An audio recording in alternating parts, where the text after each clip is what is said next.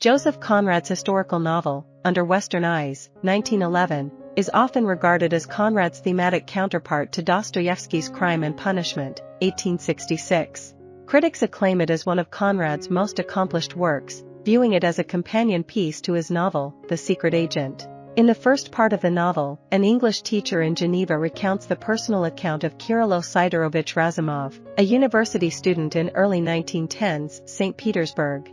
Orphaned and without familial ties, Razumov chooses a path of non-involvement amidst the revolutionary fervor, aspiring instead to a modest, middle-class existence and considering Russia itself his only family.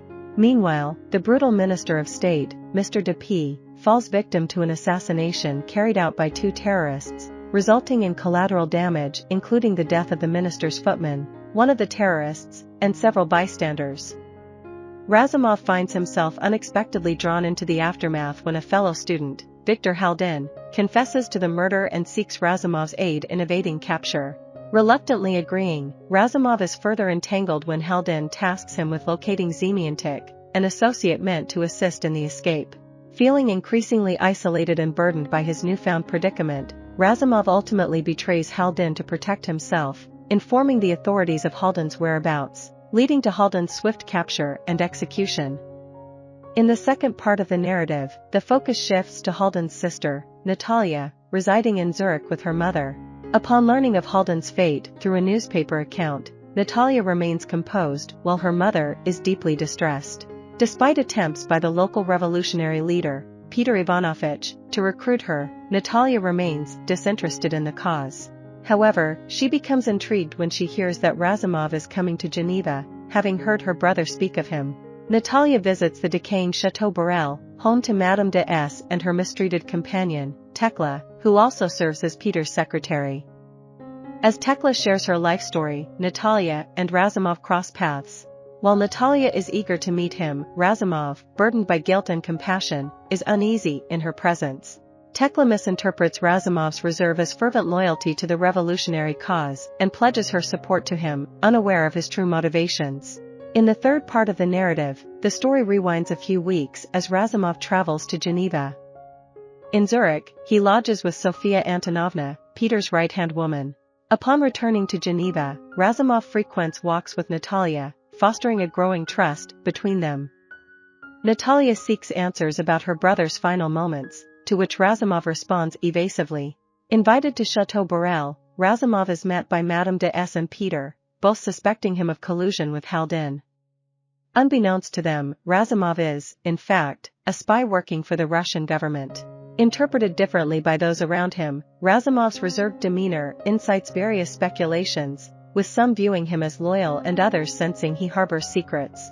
His initial task is to deliver Natalia to Peter, who favors female recruits. Razumov learns from Sofia Antonovna that Zemiantik's apparent suicide fuels the belief that he betrayed Haldin.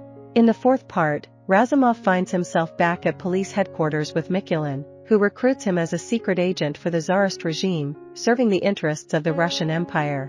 Meanwhile, in Geneva, Razumov submits his inaugural report to Mikulin.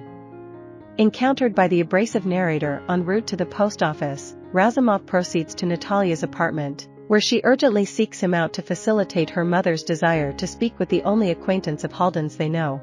Razumov's unexpected arrival at the apartment leads Natalia to infer that he was the one who betrayed her brother. Later, at his own residence, Razumov composes a heartfelt confession of love and self-reproach in a letter to Natalia before attending a gathering hosted by Julius Laspara, a revolutionary. There, he admits his treachery to the assembled group, who retaliate by assaulting him, resulting in the destruction of his eardrums and subsequent deafness. Subsequently injured by a tramcar, Razumov is discovered by Tekla, who tends to him at the hospital. Several months later, Haldin's mother passes away, prompting Natalia's return to Russia, where she dedicates herself to charitable endeavors. Tekla assumes responsibility for Razumov's care, relocating with him to the Russian countryside. Under Western Eyes first captivated readers in the aftermath of the failed Russian Revolution of 1905, yet its resonance evolved with subsequent readers amid the successful revolutions of 1917. Consequently, the novel is deeply entwined with early 20th century Russian and Soviet history. Its enduring significance is evidenced by adaptations into film in 1936, opera in 1969, and stage play in 2018. I hope you enjoyed this video. Leave a like if you did and be sure to subscribe. Thank you.